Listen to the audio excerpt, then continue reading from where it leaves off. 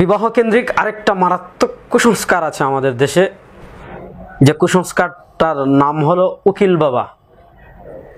তো এখানে দেখা যায় আমাদের দেশে আকদের মজলিসে মেয়ের থেকে অনুমতি আনার জন্য সাধারণত একজন গায়ের মাহরাম, মেয়ের যে গায়ের মাহরাম যায় সে তার থেকে অনুমতি নিয়ে আসে, মেয়ের পক্ষ থেকে সে মজলিসে বলে।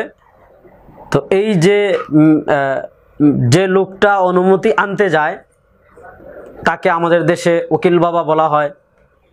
এবং আরেকটা মারাত্মক কুসংস্কার হলো যে তার সাথে ওই মেয়ে মনে করে যে, বা আমাদের সমাজে একটা ধারণা হলো যে এই ওকিল বাবা মেয়েটার মাহরামদের মতো, অর্থাৎ অন্য তার বাবার সাথে, তার ভাইয়ের সাথে, তার চাচার সাথে যেমন সে দেখা করতে পারবে, তেমন উকিল বাবার সাথেও দেখা করতে পারবে।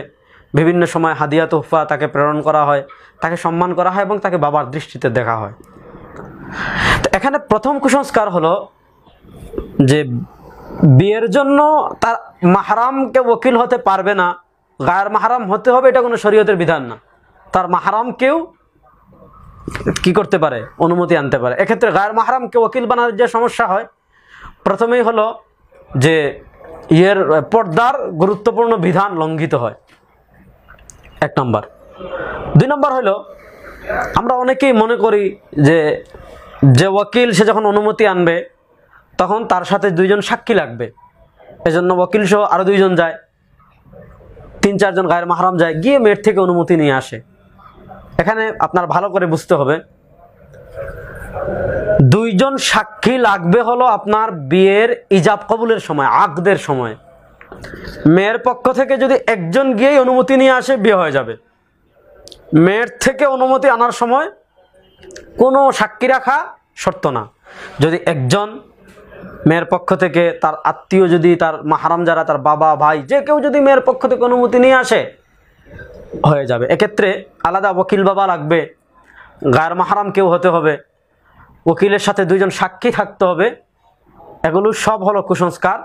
এবং এর মাধ্যমে প্রথম যেটা হয়, পর্দার মতো ইসলামী শরিয়ার আবশ্যকীয় গুরুত্বপূর্ণ একটা বিধান লঙ্ঘিত হয়। এবং আবশ্যক না শরিয়তে এমন একটা বিষয়কে কি করা হয়, আবশ্যক করা হয়। এজন্য ওকিল মাহরাম থেকেই হওয়া যাবে। 2 নম্বর, ওকিল বাবা নামে কোনো পরিভাষা নাই। 3 নম্বর হলো ওকিল, যদি কেউ ওকিল হয়ে যায় গায়ের মাহরাম থেকে, এর অর্থ ওইটা না যে সে আপনার মাহরাম হয়ে গিয়েছে, তার সাথে আর পর্দা করা লাগবে না। এগুলো সবই কুসংস্কার। এই সকল কুসংস্কার থেকে আমাদের অবশ্যই বাঁচতে হবে। আল্লাহ আমাদের সবাইকে সঠিক পথে পরিচালিত করুন। আসসালামু আলাইকুম ওয়া রাহমাতুল্লাহি ওয়া বারাকাতুহু।